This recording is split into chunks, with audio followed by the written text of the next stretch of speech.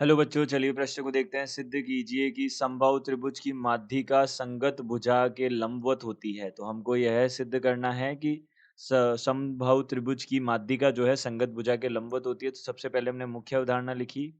मुख्य अवधारणा के अनुसार हम बोल सकते हैं माध्यिका क्या होती है, ये देख लेते हैं। माध्यिका माध्यिका क्या होती है? किसी शीर्ष को सामने वाली भुजा सामने वाली भुजा के सामने वाली भुजा के मध्य बिंदु से मिलाने वाली रेखा को माध्यिका कहा जाता है। को हम क्या बोलते हैं? माध्यिका क्या बोलते हैं? माध्यिका कहा जाता है। यह हम बोल सकते हैं। तो माध्यिका यह होती है। और समबाहु त्रिभुज जो होता है उसकी सारी भुजाएं, तीनों भुजाएं समान होती है और तीनों कोण 60 डिग्री के होते हैं। तो देखिए, सबसे पहले हम इसका ग्राफ बना लेते हैं। तो देखिए, यहाँ पे हमने एक मानक इसका ग्राफ बनाया, मानक चित्र बनाया। देखिए, यहाँ से हमारे पास में हमने मूल बिंदु को एक शीर्ष ले लिया और इस प्रकार से हमने ए देखिए, यह हमने मूल बिंदु को शीर्ष ले लिया। ये वाली भुजा और ये वाली भुजा समबाहु त्रिभुज तीनों को हमने ए ले लिया। यह हमने ले लिया। अब देखिए, यह हमारे पास में क्या हो गया? वाई अक्ष हो गया, यह एक्स अक्ष हो गया। यह हमारे पास हो गया। अब देखिए, यहाँ पे हमारे पास ए कॉमा जीरो आ गया ये।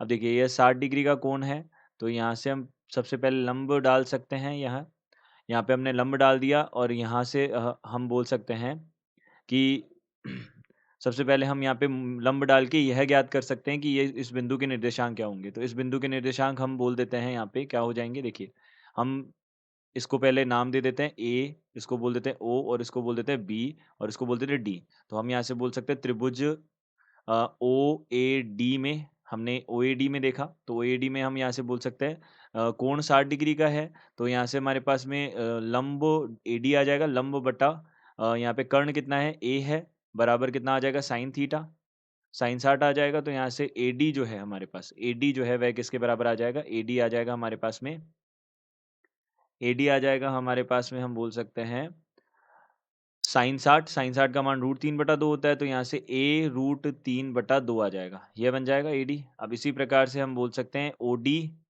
बटा, यहाँ से कितना हो जाएगा? ओडी बटा ए आधार बटा कर्ण बन जाएगा। तो यहाँ से हमारे पास ये कितना हो जाएगा? कॉस थीटा हो जाएगा।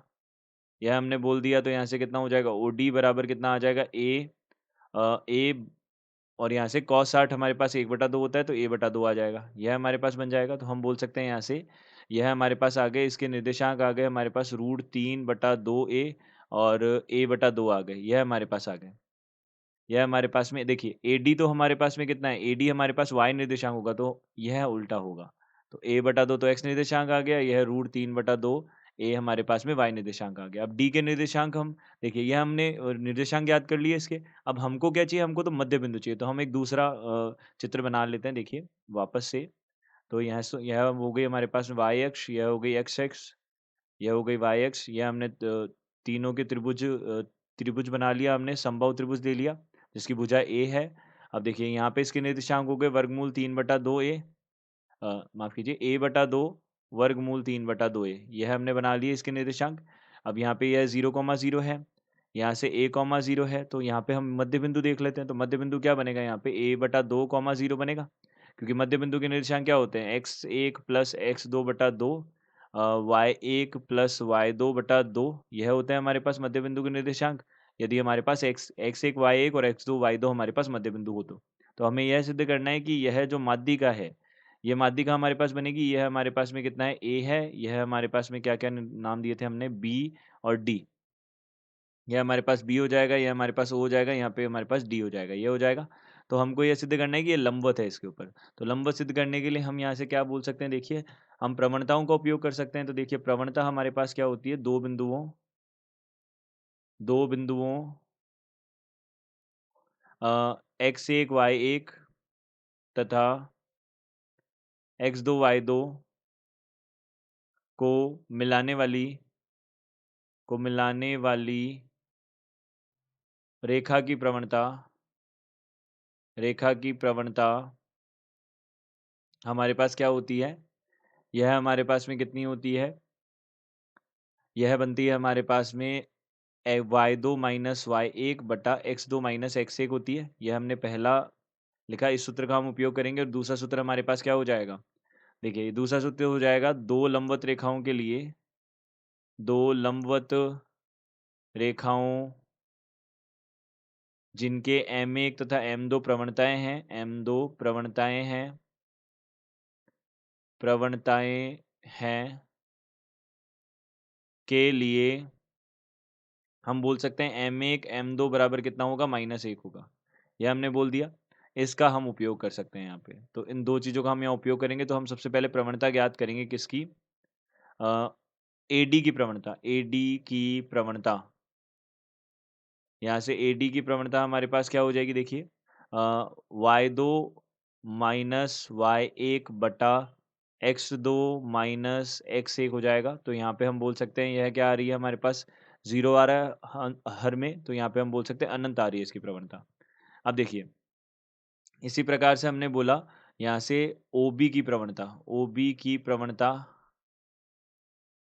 OB की प्रवणता, यह हमारे पास कितनी हो जाएगी? देखिए, इसको तो हमने 1 बोला, इसको हमने 2 बोला। अब देखिए, हम यहाँ से बोल सकते हैं यह किसके बराबर आ जाएगा? यह हमारे पास आ जाएगा 0 माइनस 0 बटा a बटा 2 माइनस 0। यहाँ से हमारे पास कितना आ जाएगा? यह 0 आ जाएगा। अब देखिए, यहाँ से यह हमारे पास 2 प्रवणताएँ हैं। अब इसमें हम एक गुणधर्म का उपयोग करेंगे कि हमारे पास में जब tan थीटा बराबर कितना होता है हमारे पास में? tan थीटा बराबर m1 होता है, जहाँ थीटा x का कोण होता है। थीटा x अक्ष से कोण होता है, तो हम यहाँ से बोल सकते हैं, देखिए, जो पहली रेखा है AD का x अक्ष से कोण, AD का अक्ष से कोण, यह कितना हो जाएगा? 90 डिग्री पे होता है यह। tan थीटा बराबर हम क्या करेंगे? अनंत, तो 90 डिग्री पे आएगा ये। और AD के बाद में किसका आ रहा है? OB की प्रवणता। तो OB का x अक्ष से कोण, यह हमारे पास कितना आ रहा है? 0 डिग्री आ रहा है। तो दोनों रेखाएँ लंबवत होंगी। दोनों रेखाएँ लंबवत होगी, लंबवत होगी। यह बन गया। तो हम बोल सकते हैं दोनों रेखाएँ लंबवत होगी, यही हमको सिद्ध करना था। तो इति सिद्धम, यह हो गया हमारे पास। तो हम बोल सकते हैं दी गई अवधारणा के आधार पर हमने प्रश्न को सिद्ध किया। आशा करते हैं आपको समझ आया होगा। धन्यवाद।